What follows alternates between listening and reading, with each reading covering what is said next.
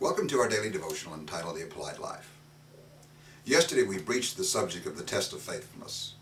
We found that according to Exodus 15, there are only two criteria for proving: listening carefully and obeying fully.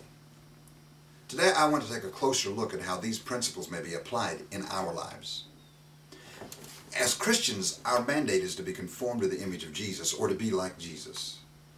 And it doesn't take a doctorate in theology to learn how and why Jesus did what he did. Jesus' own defense when people asked him who he was said this in John 8:26.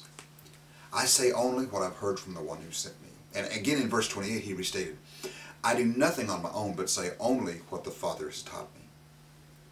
I think I can speak without fear of successful contradiction that Jesus was a careful listener. However, the secret to his success was that he listened to a singular source, his Father.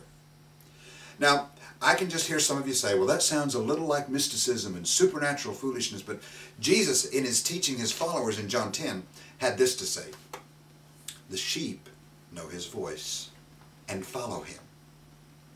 He calls his sheep by name, and they follow him. He goes on to say, because they know his voice.